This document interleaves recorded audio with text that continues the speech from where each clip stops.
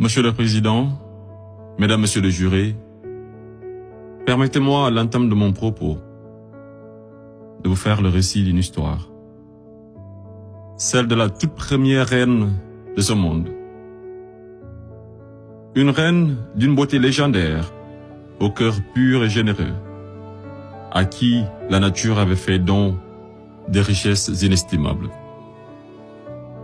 Ses enfants étaient nombreux, de vrais génies qui firent la découverte des mathématiques, inventèrent l'écriture, l'art, la médecine, l'architecture et tant d'autres sciences qui ont tracé les prémices du futur.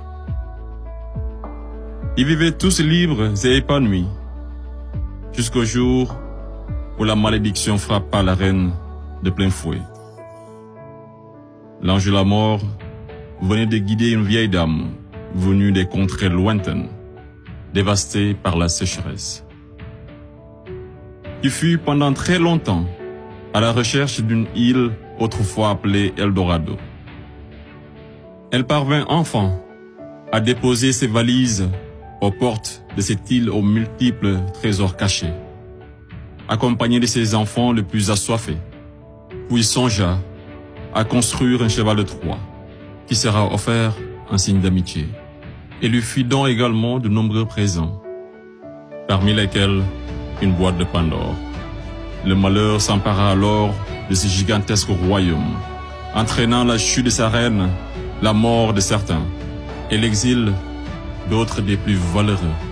Ce fut l'effondrement d'une civilisation qui aura duré des décennies, une histoire plagiée et falsifiée. Fin de l'histoire. Monsieur le Président, je mesure combien il est difficile pour un jeune avocat d'Afrique, sans aucune expérience et qui n'a nulle connaissance des affaires géopolitiques, de plaider pour la mère Afrique contre l'une des mafias les plus dangereuses au monde, la France-Afrique. Cependant, quoique trop inférieur à mes adversaires, j'ose espérer que je serai tout de même en mesure de vous exposer clairement les faits, afin que vous n'ignoriez aucune partie de l'objet sur lequel vous êtes appelés à vous prononcer.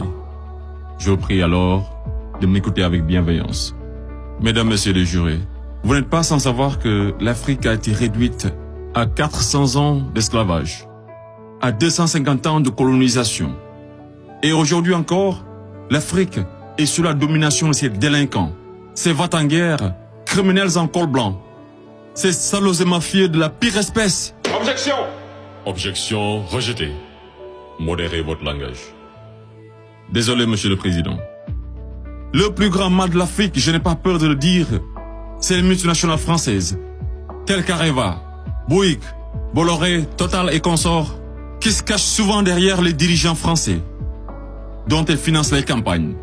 Et en contrepartie, ces derniers sont tenus de mettre la pression sur certains dirigeants africains, qui, de peur de finir comme un Thomas Sankara, ou un Sylvanus Olympio, ou encore un Muammar Kadhafi, pour ne citer que cela, se voient contraints de leur accorder le plus gros marché, sans passer par aucun appel d'offres, sans oublier toutes les mallettes d'argent qui sont envoyées en direction de l'Élysée, pendant que les pauvres Africains crèvent de faim dans les quartiers délabrés.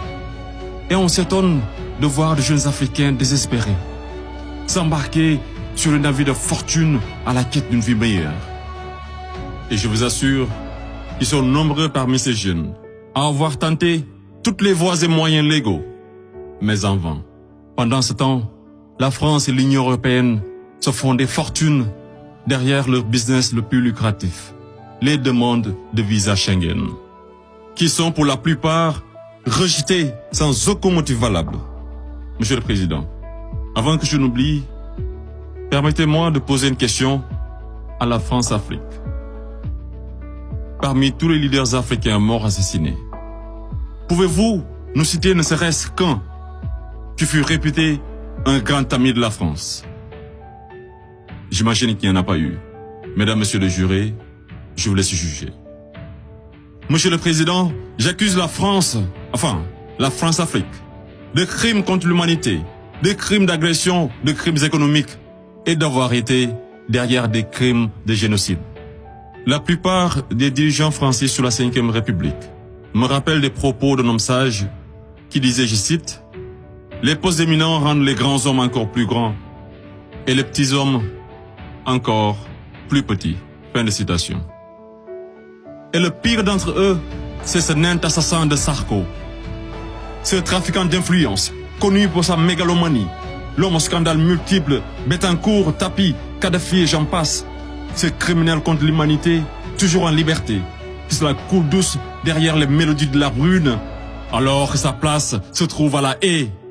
Vous lui direz que malgré tous ces mensonges, avec la complicité de certains médias, que le monde entier, et les Africains en particulier, connaissent toute la vérité sur les véritables raisons de l'assassinat de Kadhafi, sous les applaudissements de Bernard-Henri Lévy, et sur la chute orchestrée de Laurent Gbagbo, qui aurait commis un crime de lèse-majesté en voulant tout simplement ouvrir son pays à la concurrence internationale, en exprimant aussi sa volonté d'établir un rapport d'égal à égal avec la France, et en souhaitant revoir le contrat qui liait son pays à l'entreprise Bouygues. Bouygues, du fameux Martin Bouygues, un ami intime de Sarko, par ailleurs parrain de son fils du nom de lui, tous les deux impliqués dans le conflit ivoirien. Ce n'est pas un hasard. Mesdames, Messieurs les jurés, ai-je besoin d'en rajouter un mot pour que vous compreniez ce jeu d'échecs qui se joue sur le dos de pauvres Africains, alors qu'ils doivent tout à l'Afrique? C'est grâce aux Africains que vous avez une république que vous appelez la France. C'est grâce aux Africains que vous êtes enrichis.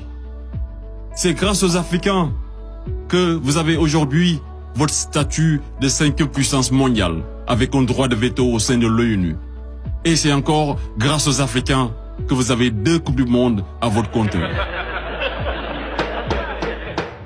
Qu'attendez-vous encore des Africains? Qu'on vous ramène la Lune? Ayez au moins un peu de décence et respectez les Africains, surtout les Noirs et les Arabes qui vivent en France. Monsieur le Président, je voudrais par ailleurs, et si vous me permettez de parler brièvement de la Cour pénale internationale. Il est un proverbe qui dit « Dis-moi qui tu fréquentes et je te dirai qui tu es ». Je propose de jeter un coup d'œil sur le profil des procureurs de la CPI. Commençons par l'actuel procureur de la CPI, une dame que je respecte pour 2 raisons. Pour son courage, pour avoir prouvé qu'être une femme et noire ne saurait être un obstacle à la réussite sociale, que la femme noire était capable de s'imposer partout et devant n'importe qui, et pour son combat pour la défense des droits des femmes.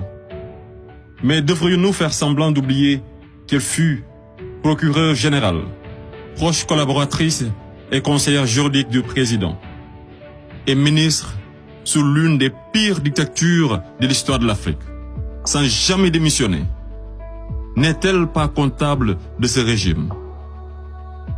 Le premier procureur de la CPI, l'Argentin Luis Moreno Ocampo, une haute personnalité dont le nom est impliqué dans les affaires de viol, de corruption, d'abus de pouvoir. Un procureur de la CPI qui détient avec son épouse des entreprises offshore dans les paradis fiscaux des îles Vierges, de Panama et de Belize. Et c'est le même type qui aujourd'hui offre ses services aux personnalités poursuivies par la CPI afin de les aider à échapper au séjour à la haie, moyennant de grosses sommes d'argent. Et tenez-vous, qui sont 123 pays à avoir ratifié le traité de Rome. Et sur 10 enquêtes ouvertes, 9 sont africaines. Je me pose la question à savoir, sommes-nous dans une cour pénale internationale ou africaine? Voilà une cour qui représente pour les Occidentaux un instrument d'oppression et de domination des Africains et de leurs dirigeants.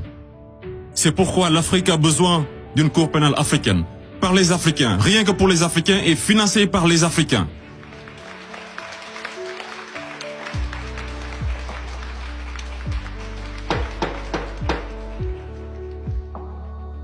Monsieur le Président, je ne suis qu'un jeune ignorant qui ne prétend point détenir toute la vérité. C'est pourquoi je vous apporte des documents qui vous permettront d'y voir un peu plus clair. À l'exemple de cette copie d'une conférence de François-Xavier Verschave intitulée « De la France-Afrique à la mafia-Afrique ». Je salue également le courage de ces hommes et femmes de valeur qui osent lever leur voix pour défendre les intérêts de l'Afrique. Je pense au grand Kémy Séba avec l'ONG Urgence panafricaine. Je pense également à notre frère Claudie, à Fatou Diom, au grand Youssou N'Dour, à notre maman Angélique Kidjo et d'autres artistes des plus engagés comme Alpha Blondy et Tiken Jah Fakoly pour ne citer que cela. Sans oublier toutes ces personnalités qui œuvrent pour la promotion des jeunes et des femmes à l'égard du docteur Anta Sané et bien d'autres femmes de valeur. Monsieur le Président, loin de moi l'idée de proliférer des menaces. Mais si par malheur, la France-Afrique est aujourd'hui acquittée, sachez que la jeunesse africaine l'obligera à quitter. Elle se mobilisera davantage et réunira toutes ses forces vives, hommes et femmes de valeur, sans exception d'âge, intellectuels, sportifs de haut niveau, artistes de renommée internationale et sympathisants de l'Afrique. Et tous mèneront une campagne dévastatrice par tous les moyens pacifiques afin de dégager un par un ces béni-oui-oui, présidents marionnettes de la France-Afrique, en faveur de vrais leaders panafricains véridiques qui auront le courage de mettre fin à la domination de cette mafia et qui décideront de la fin de la plus grosse arnaque de l'histoire, le franc CFA.